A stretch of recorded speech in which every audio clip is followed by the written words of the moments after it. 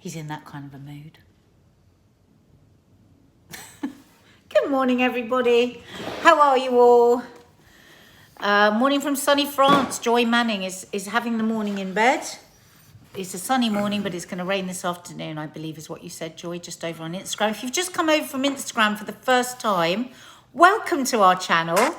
Hit the subscribe button and the notification bell so you can always be told when we're live. We're here 7 days a week. We do coffee moaning every morning. But next week we're having 2 days off for our mental health. Just putting that out now before Mark can disagree. So Monday and Tuesday next week we won't be doing coffee moaning. But every other day of the week we're here. And we also have mental health films, gardening films, cookery, movie reviews, TV reviews. This channel gives from the very belly of our guts, from the very soul of our hearts. We are here for you. So and we true. love you. So true. Morning, everyone. Leggy Blonde Jen, Emily Cowley, Fiona Reed, Susan Reed, Jess Edits, Deborah Learmouth, Janice Muir, Ellery Jones, Janine Davis, Leor Vibe Feeler, Hazel Malbon, Stuart G, Della Mumsy Nixon, Paul. Goodship Lollipop, Kerry, Slaven, Tralala, Gary Vicky Cooper, Vicky, Vicky Lisa Lou, Liverpool, Faith Goodman. Bethan Williams, Terrell, Fisher, Christine Saunderson, Lynn Aoki, Lucy Loxton, April Hill, Andy Pilk.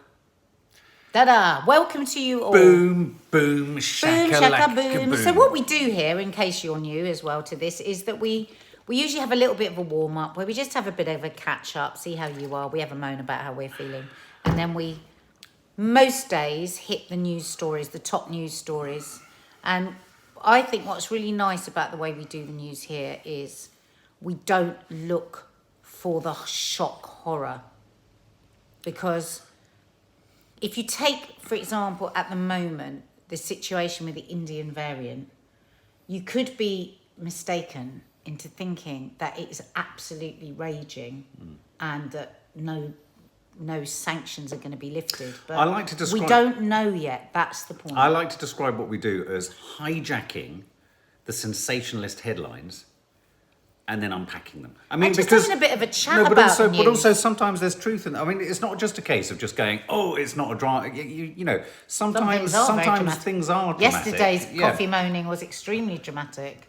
What, the Israeli-Palestine Well, one? the Israeli Palestine, that poor boy that was, you know, that died at the lightning, and God, what was the other one? We had another very upsetting story yesterday. I can't remember now. Fred West. Oh, yeah. No, I'm not saying that we don't, but what we do is we don't look for the bad news and push that. Look below the headlines, basically. It annoys me so much that the government didn't shut down all travel, and now inevitably the Indian variant is here. It just begs belief. Cue NADIA. Right. Okay. I am so with you on this.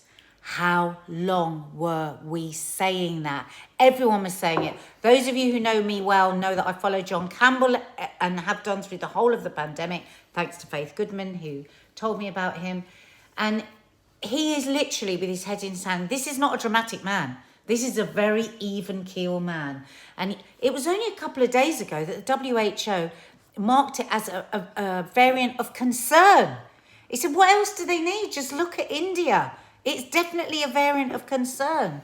And the thing is now that it is seeded into the country. It is seeded because the flights were allowed to keep coming in. In Australia, they stopped the flights, even nationals couldn't come back. And now we've got it dotted about all over the country. And it's fucking infuriating. Well, right down to the fact that they came to the G7 summit and two members of the delegation were infected. And I know lots of people were going, well, we have to allow top dignitaries to arrive. But why? Do top dignitaries not get dignitaries COVID? not interact with drivers, doormen? You know, do you know what I mean? It's all this kind of, it's all that.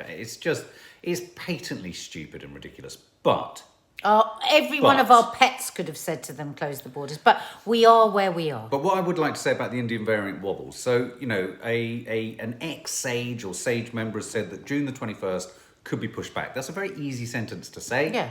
Well, we've always known that. If you actually think about it. July the 1st could never come. But if you remember when they first put this plan in, which I think has been a good plan. I do. 5 weeks lift, let's see. But they have said over and over again, and we will be going with the data, not with the dates. Yes. So they have never said that everything will happen on these days. So at the moment, and I know it's really difficult for businesses, but I think just on a human level, on a personal, at the moment, we are having a lot more freedoms come Monday, the 17th of May, and that's amazing. We pray to God we'll have the next liftings on June 21st, but if it is not safe to, I don't think we should, because we don't want to go into another bloody lockdown. Just going to move you over to 4. That's got that feeling of not coming back. Oh, it has come back. We're lucky. Sorry about that. We've just flicked over. We flicked off this high-tech thing called Wi-Fi. 4G. No, we are on 4G. Are we back? Are we back? Are we back? Stuart D, do you think the dates will happen? So, i.e., the next, I think May 17th is definitely going to happen. Well, look, again, I'm here to just take some of the steam out of this. I just want to say what I think about the whole Indian variant stuff. So you've got this. I personally want to call them a Burke who's been trotted out talking about we could delay. That is a pointless statement. Of course they could. Of course they could. Yeah. But June the 21st is the last level of restrictions being lifted. So come May the 17th, they're not talking about rolling that back at all. We're going to have a lot of freedoms back. A lot of things will be okay. We'll be able to dine inside. We can go to restaurants, we can go to pubs, you can have friends round. Yeah, we're talking about the ultimate final let go of all restrictions ever in the world. Like no face masks in any shops, nothing. So I don't think that's a huge sacrifice. Yeah. We can bear it. Yeah. That's the way to think about it. Yeah. Is that if you actually think about what's happening on the May 17th, that's a lot. But then second to that, you're going to see headlines around going, Indian variant trebles. Now, if you have 2 cases and it increases to 6, it's trebled. Treble is a great word for news platforms and headlines. But 432 isn't a great number when you've dealt with numbers like 67,000, 120,000, millions, So what the broadcasters keep doing is they keep saying treble. Yeah, to scare us. To scare us. And I was listening to a very sane, mild-mannered scientist today on, I think she's part of SAGE, on LBC. And she was saying it's not spreading with the same speed as the Kent variant. Now, some were having it that it was spreading faster than the Kent variant, which of course would be terrifying because we know how fast the Kent variants were. And she just made me feel so much calmer. And the presenter said to her, and what about the vaccine? She said, we don't know. That doesn't mean we don't know if they're going to work. It's just we have to look at the data. And the SAGE is having a big meeting today. Yeah. And we will find out stuff hopefully over the next Henrietta Henson, treble still means 3 times. It does mean 3 times, but you've got to put it be relative. 3 times what? What? If it's 3 times, so if we're 430, then it's 3 times 120 or 130, thereabouts. So we're not looking at staggeringly petrifying, numbers of, and within those numbers, we then don't know how many of those cases, have they developed it badly? Has the vaccine worked? There are so many variables. So I just think it's, at the moment, it doesn't mean, absolutely, we should still be tightening our borders. We should be making sure that we're doing surge testing and all that kind of stuff. There are parts of the country that are really struggling. I mean, Bolton, for example. Bolton is in a real, funk. It really Bolton is hit the hardest, and they're doing surge testing there. And they're urging people, trace, whatever it is. God, how many times have we said that? Track and trace. Track and trace. And, if you're offered the vaccine, have the vaccine. I think that's an area where there hasn't been as much uptake of the vaccine as well. Yeah. Because the vaccine, it is now showing that the vaccine does stop transmission. Yeah. So we weren't sure about that, if you remember, at the beginning of the vaccination. Yeah. So, I mean, personally, my take on the entire narrative is, unless we have a particularly pernicious variant, I have 2 concerns.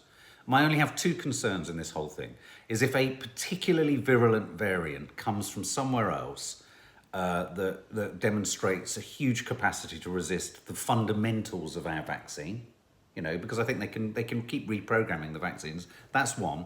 And 2, the extent to which the numbers going down, because you keep probably hearing reports of no deaths or lowest number of whatevers since last July. Now, so that's an important reminder that we hit these low numbers once before, but we didn't have vaccines then. So, of course, the worst combination would be this is a seasonal thing. Things are getting better anyway. We're all vaccinated for this round of the coronavirus, but a new one comes around. and we hit the winter. So I'm already hearing just the distant little drum beats of people saying we've got to be mindful that come the winter, we're very much on top of this.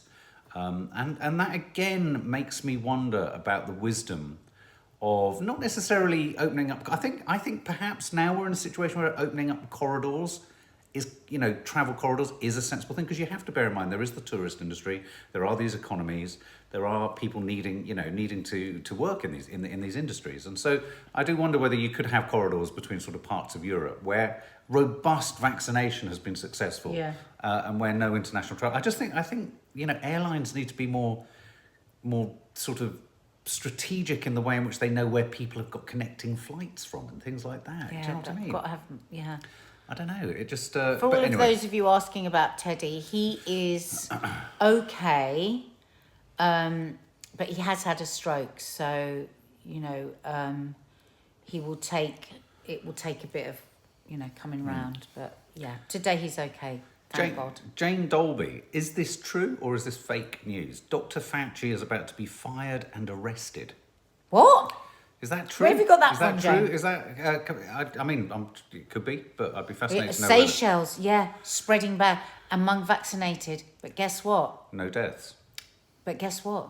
What? Chinese vaccine. Yeah, you've got to ask whose vaccine it is. Don't forget, a lot of countries are using different vaccines, and the Chinese vaccine doesn't have a great efficacy record. It was also used in Chile, and their numbers are rising. I mean, I think the thing is, like they say, a third of people may still get it, having been vaccinated, but you're not going to die of it in this country. That's the thing. It's taking it to a mild or moderate illness rather than potentially lethal one. Chinese vaccines are great. They're only 50%. So are not great, you mean? Are not great. Yeah, they're only 50% effective. It's curious. It's curious, isn't it? And I just want to plonk this thought out there.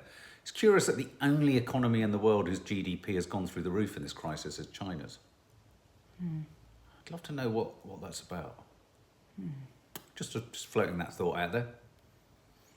Curious. It's Ruth's birthday. Happy birthday to you. Happy birthday to you. Happy birthday, dear Ruth. Happy birthday to you. But can I also say Susan Springs, it was her birthday a couple of days ago, and she's a family guest, and she hasn't had a shout out or a song for her birthday. Oh, we'll stay to the end and we're going to sing you Susan both. Springs. Susan Springs. Susan Springs. It's going to spring forth from us like Susan a sprung Spring. thing. Have you written it down? Yes. Lee, I just saw you, lovely Lee. I've already been offered my second vaccine. It's only No. Who do you know? Hey? Who do you know? You're in the I know. want my second vaccine. I just want it out of the way. I don't know, when is mine? Why haven't I got a text? It's so annoying the way they're not texting They haven't now. texted me. I put it in your diary thoa I know, but I haven't got a text. I want a I text. might ring my GP and see if I can have it. I want my... I do want my second vaccine. I feel a bit flat about it all, to be honest. I think, at the end of the day, I don't know. I just feel a bit... It's like this whole pandemic inquiry that everyone's getting really up on it. I don't know. I don't know. Callie. I don't know if I've even got the stomach for that.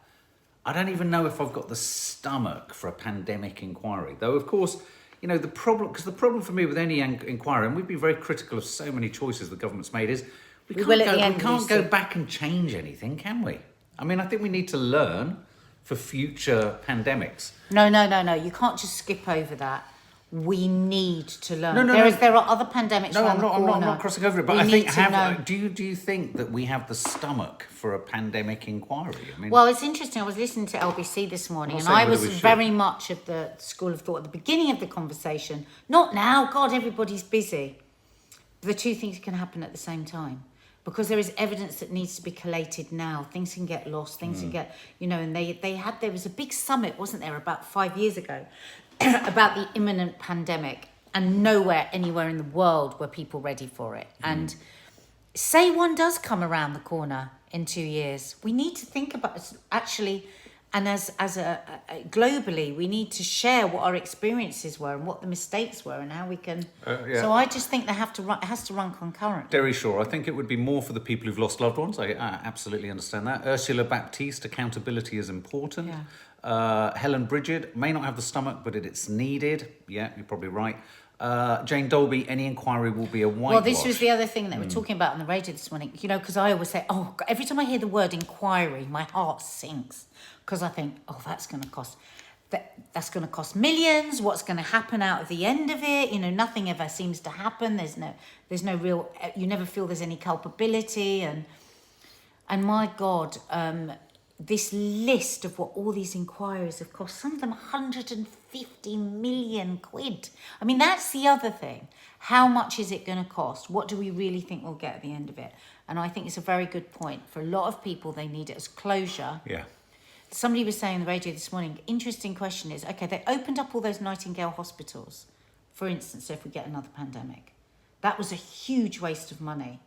What would they do next time? Like, the problem was that a lot of old people were going into hospital and then being sent back to the care homes, weren't they? Because they didn't want them in the hospital and they had COVID and then they went back and infected back into the care homes.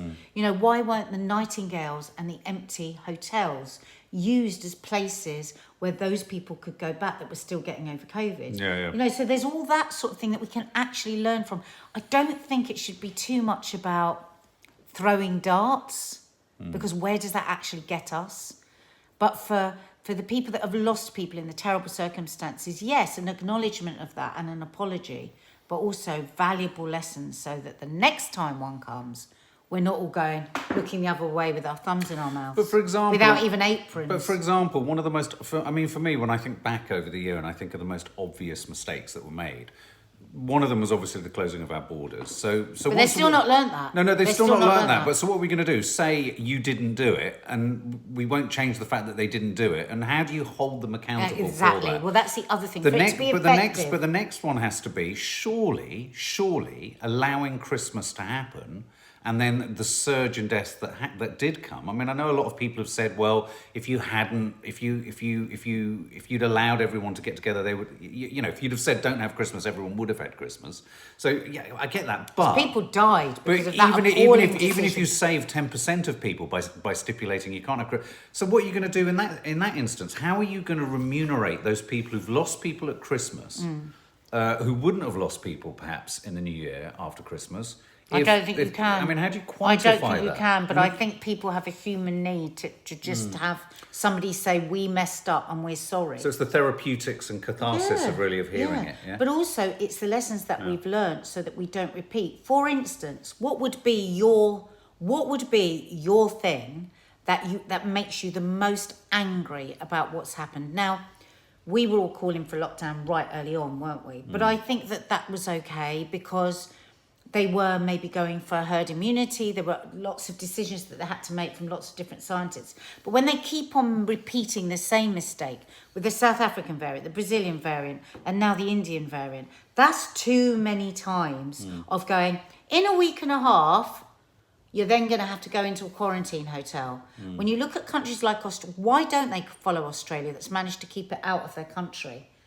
That sort of thing they need to be held accountable for that now, because they haven't learned the lesson. They've made the same mistake a month ago that they made last March, which is not shutting down the borders. Yeah. And how you can say we're still deciding whether it's a variant of concern when you look at the carnage in India. Wow. That's what worries me. Jennifer Kando, that's a big statement. I hate to say this, but I think the old were sacrificed. I mean, when you look at the care home, I think there are certain sectors that you could look at and you could ask some seriously probing questions, like the approach and attitude to care homes, and how the elderly, the extremely elderly and infirm were treated, or essentially. When you see some of those documentaries where they were not given any oxygen and people were literally suffocating to death, they weren't given the medicine. It's just awful. And as Xander says, who financially benefited from it? You know, that's another reason why we're in inquiry. There's very strong rumours out there that mates were given, what they called contracts. That there's no way that look at the track and trace disaster. I mean, how many millions did that cost? Did anyone hear or see? There was an interview with the head of Pfizer. You know, when they were talking about loosening the patents so that everyone could have access. And there was an interview with the head of Pfizer, and he actually said, we will probably reconsider if this patent law, if this sort of democratization of the patents so that everyone can sort of use it. He said this will probably make us more guarded if we ever have hit a crisis. Oh my And I was just thinking of what Xander was saying But before, then when and you then I think thought, of AstraZeneca, yeah, they've absolutely, done it and then I without thought, profit. oh really, Pfizer? So 12 billion profit wasn't enough out of a global catastrophe. my I thought God. it was a spectacularly. Because Pfizer said that they don't think they'll be able in another pandemic to give profit-free vaccines because of the backlash that they've had. Because the big farmers have tried to shut down. Because they've for the entire pandemic they're not Pfizer. making any profit. No, Pfizer are? Oxford AstraZeneca. You said Pfizer. Sorry. No. Oh, sorry. Oxford AstraZeneca are making no profit whilst the Yeah, pandemic's no, I in understand process, that, yeah. right? And they too have said we will not be able to do this again. The insinuation being that Big Pharma have pumped out this bad media on the Oxford AstraZeneca. Yeah, because it's cheap. Yeah, no. So Pfizer was saying we haven't got So enough money to Pfizer's- be made from it. Yeah. And you've got AstraZeneca who've been squeezed, Yeah. so that they're sort of. But I mean, you can't have Big Pharma turning around and saying we're Oh, disinclined we might not. to do. We might not try so hard next time. Because believe you and me, if you believe any of the other theories on the planet at the moment about how and why some of these potential pandemics are developing and where they're coming from, that's just like, oh, that'll be interesting, wouldn't it? If Big Pharma's not going to actually ride to the rescue. Because I think, Big Pharma has there's so many question marks over anything that's about our welfare and our care and when it's tied to finances. So, that's a really tricky combination. And I do believe that AstraZeneca, as best as they can from a heavily commercial environment, have done the best they could. Yeah. Within you've got to accept that it costs money to make, and you've got to accept it's going to cost money to roll and the it more out. we talk about it, the more we realise we do need an investigation. Yeah. Also, look at the mess that the NHS is in now. Yeah. Well, and look at the interestingly, 700 anaesthetists that now find themselves without a job, having worked in a war zone for the last year, because they've actually gone, oh, we haven't got any jobs. Well, hang on a minute. We're going to have other pandemics, and you're going to let these people go. I mean, it's just shocking the way they've been treated. Find the money to make sure those 700 anaesthetists have a job. Yeah. And I mean, on that point, hospital waiting lists, number of people waiting for treatment in England, highest since records began. Wow. Yeah, so the number of people, a total of nearly 5 million people were waiting to start treatment at the end of March, according to NHS England. It's the highest number since records began in August. Oh, God, they only started in August 2007. You kind of think it would be back to the beginning of keeping records NHS. since 2007. I mean, we had But computers you see, back then. but Sandra's right. We need to be looking at the finances and seeing where the finances have gone. Because if there's one thing we know, we were asked all the way through the last 14 months to save the NHS. Yeah. Well, all governments had put the NHS over the years into a crumbled state. Yeah. And what we need to do is have a very, very strong NHS for the next time something like Jackie this happens. Bellino says that's because we didn't save the NHS, we put it on hold. You're absolutely Exactly. right. You're absolutely right. Obviously, the other big news story today is that the tragic situation in Israel and Gaza is only intensifying as Israel are mobilizing ground forces to invade the Gaza Strip. Wow. Yeah, I mean, Might of Israel on that tiny little Yeah. strip. I mean,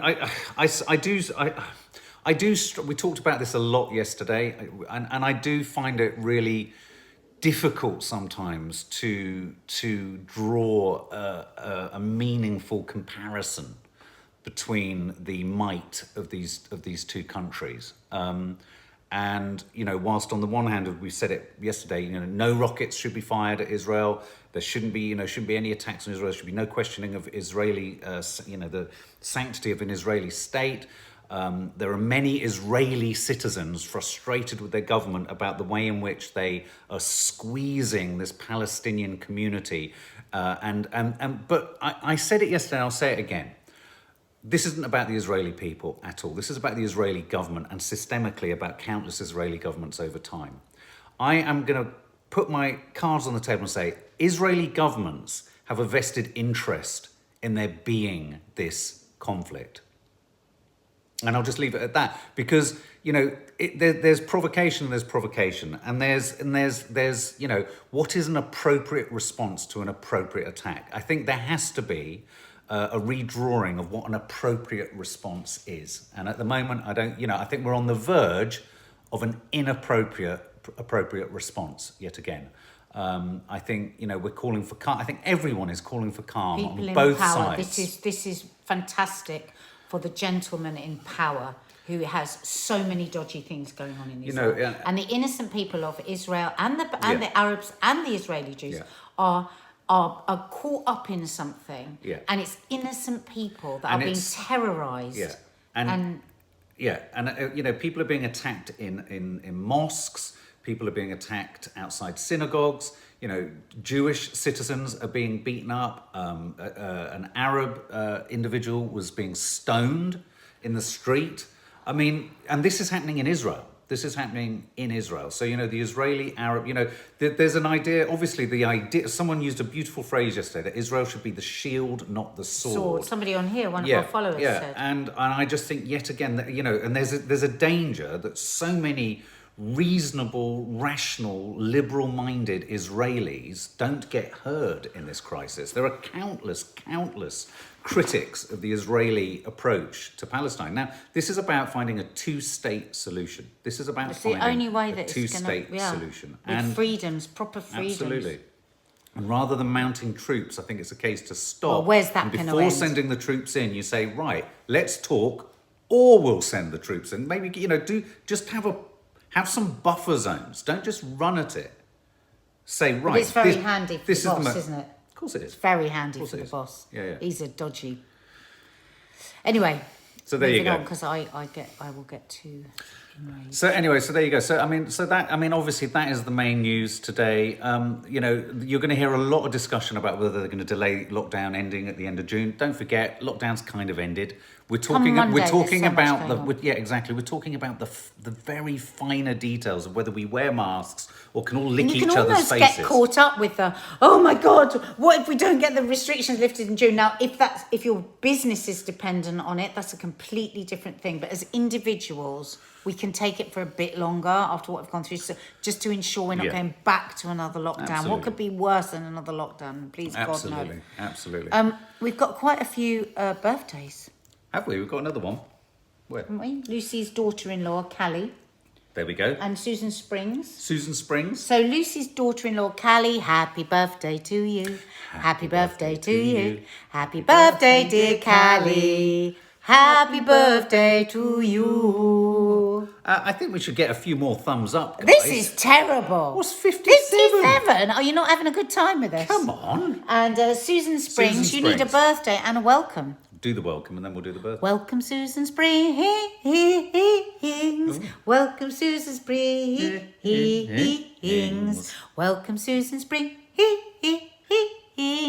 Welcome to the family guest area. There you go, Susan. Happy birthday to you, Susan. Happy birthday to you, Susan. Happy birthday, dear Susan Springs. Happy birthday to you. Everyone's doing the thumbs up emoji. No, do the thumbs up underneath the icon underneath us. Come on, you lot. That's like, rubbish. Do you know what it's like? It's like throwing crumbs to a pair of dirty old pigeons. Oh, 177. There you go. That's nice. Guys, hit the subscribe button and the notification bell. And if you want to join the members area where we do extra stuff, we have the No Name Sunday show, we do extra cookery, we do an extra live. Tonight, either Mark or I will be cooking live on in the members area. It'll be one or other of us. So we will see you there tonight. And we're going to film a little meals in minutes to go up on the main channel. Absolutely. Okay, so that'll be going up. Stay safe, everyone, and all of our prayers to both sides of the conflict in Israel and Palestine. Group hug. Give peace a chance. And you know the other thing, one mustn't be judgmental. Everybody just wants like one side. Yeah, you've got to be one side or the other. You've got to have a conversation. That's the problem. That's why we're in the mess we're in the world. Absolutely. Stay safe, guys. Have a good day. Bye.